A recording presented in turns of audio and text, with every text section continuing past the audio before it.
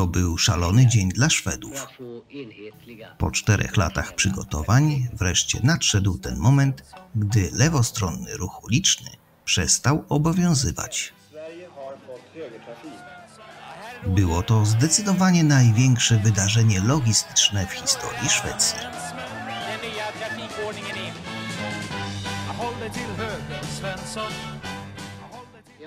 To jeden z pierwszych komunikatów w szwedzkiej telewizji potwierdzających, że zmiana się dokonała. Nu följer den första av 2 direktsändningar kring övergången till högertrafik.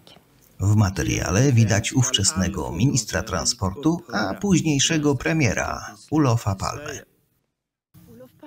Był on współodpowiedzialny za wdrożenie tak dużej zmiany. Notabene tuż po wdrożeniu zmian został ministrem od Kościoła. Jakie były przyczyny takiej zmiany, jak przygotowywano się do tak dużego przedsięwzięcia oraz jakie były skutki ich wprowadzenia, opowiem za chwilę. Najpierw kilka informacji, jak to się zaczęło.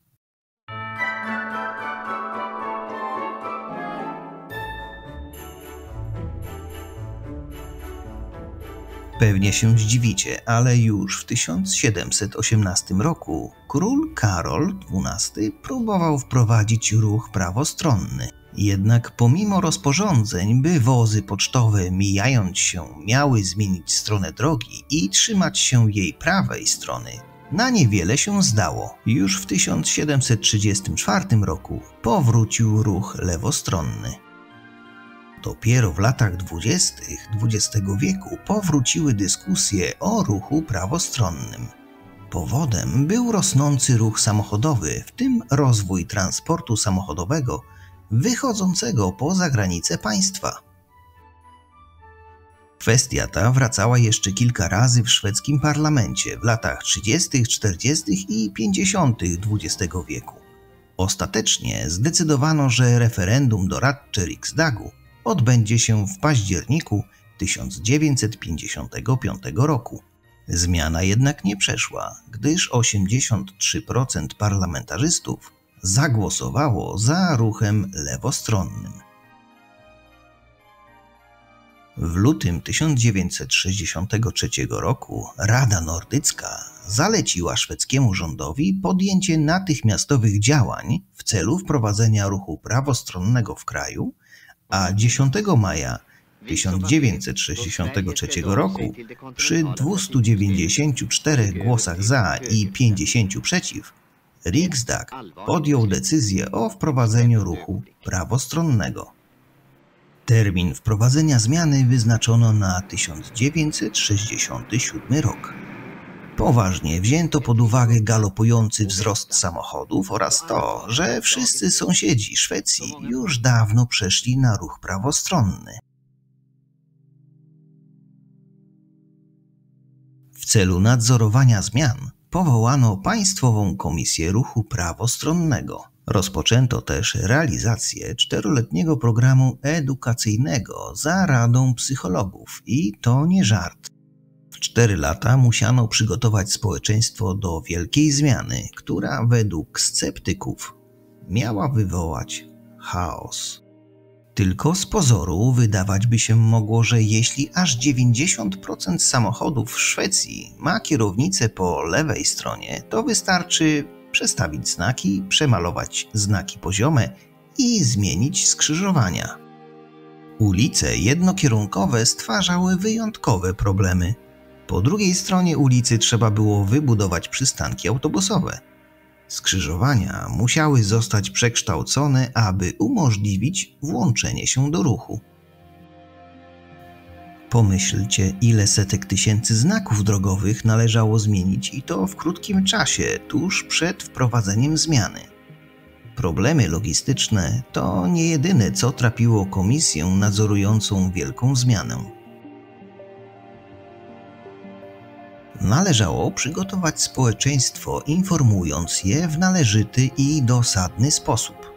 To było jedno z najważniejszych zadań komisji. Wszystkim trzeba było powiedzieć, od kiedy zacznie obowiązywać ruch prawostronny. W W 1967 roku oczekiwano, że za pośrednictwem środków masowego przekazu dotrze ta informacja do 90% populacji. Dla młodych widzów przypomnę, że nie było internetu, wielu kanałów w telewizji, powiadomień SMS i mediów społecznościowych. Aby dotrzeć również do osób starszych, chorych, samotnych i niepełnosprawnych, dokonywano wizyt domowych.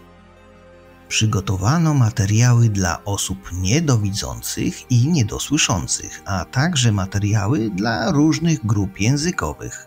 Na granicach państwa znajdowały się broszury w językach świata.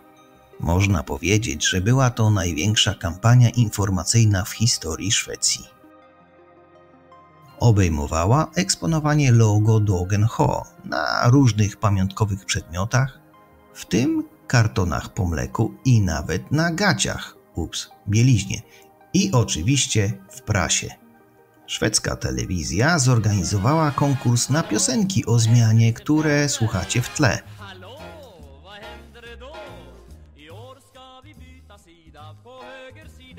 Zwycięskim utworem był Hold dig till höger Svensson, trzymaj się prawej strony Svensson, napisany przez dziennikarza Expressen Petera Himmelstranda, a wykonany przez The Telstars. Gdy zbliżał się Doggenhå, skrzyżowania zostały wyposażone w dodatkowe zestawy słupków i sygnalizatorów owiniętych czarną folią. Równoległy ciąg linii został namalowany na drogach białą farbą, a następnie pokryty czarną taśmą. Wcześniej na szwedzkich drogach używano żółtych linii. Około 350 000 znaków musiało zostać usuniętych lub zastąpionych, w tym około 20 000 znaków w samym Sztokholmie. Aby w odpowiednim czasie zdjąć czarne zasłony, zaangażowano około 20 000 robotników, którzy chodząc ulicami odsłaniali nowe znaki i zrywali taśmę z białych linii. A jak to było ze zmianami w samochodach?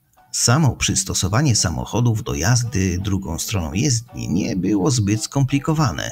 Mówiłem już, że 90% samochodów jeżdżących w Szwecji miała już kierownicę po właściwej stronie.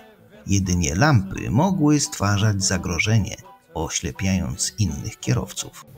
Z tym uporano się w iście szwedzki sposób. Co ciekawe, z samochodami prawie nic nie trzeba było robić. Reflektory musiały zostać oklejone taśmą przed wymianą szkła reflektora, a kierowca otrzymywał karteczki samoprzylepne ze znakiem H, które umieszczał na desce rozdzielczej. Na kilka miesięcy przed dniem H sprzedawano jedynie reflektory z kalkomanią na soczewce, która zapewniała odbicie światła mijania w prawo i zawierała ostrzeżenie nie do usunięcia przed 3 września 1967. Z czasem kierowcy wymienili stare soczewki reflektorów, co w sumie było jedynym kosztem dla właścicieli samochodów. Tramwaje w centrum Sztokholmu, w Helsingborgu i większość linii w Malmö zostały wycofane i zastąpione autobusami. Dokupiono ponad 1000 nowych autobusów. Około 8000 starych autobusów zostało zmodernizowanych. Po tych przeróbkach miały już drzwi po obu stronach. To była najbardziej kosztowna modyfikacja opłacona przez państwo. Efter kort stopp på vänster sida så ska ni långsamt köra över till lämplig plats på höger sida. Stanna där på nytt och vänta där till klockan är 5. Det är då ni får börja köra högertrafik. Jest niedziela 3 września 1967 roku. Wszelki nieistotny ruch został zabroniony na drogach od godziny 1 do 6 rano. Wszelkie pojazdy poruszające się w tym czasie po drogach musiały przestrzegać specjalnych zasad. Wszystkie pojazdy musiały całkowicie zatrzymać się o 4:50, a następnie ostrożnie przejechać na prawą stronę jezdni i ponownie się zatrzymać, aby dać innym czas na zmianę stron jezdni i uniknąć zderzenia czołowego. Mogły ruszyć punktualnie o 5 rano. W radio nadawano instrukcje, jak należy się zachować, by nie stwarzać zagrożenia dla siebie i innych uczestników drogi, w tym rowerzystów. Oni również musieli przestawić się na nowy system organizacji ruchu. Stosunkowo płynna zmiana spowodowała tymczasowe zmniejszenie liczby wypadków. W dniu zmiany zgłoszono tylko 157 drobnych wypadków, z których tylko 32 dotyczyły obrażeń ciała. Następnego dnia w poniedziałek zgłoszono jedynie 125 wypadków drogowych. W porównaniu do przedziału od 130 do 198 w poprzednich poniedziałkach widać widoczny spadek. Dodać należy, że żaden z nich nie był śmiertelny. Eksperci zasugerowali, że przejście na jazdę po prawej stronie zmniejszyło liczbę wypadków podczas wyprzedzania, ponieważ ludzie już jeździli pojazdami z kierownicą po lewej stronie, dzięki czemu mają lepszy widok na drogę przed sobą. Dodatkowo zmiana spowodowała wyraźny wzrost postrzeganego ryzyka, które przekroczyło poziom docelowy, a tym samym nastąpiło bardzo ostrożne zachowanie, które spowodowało znaczny spadek liczby ofiar śmiertelnych na drogach. Cholera, jakie długie zdanie.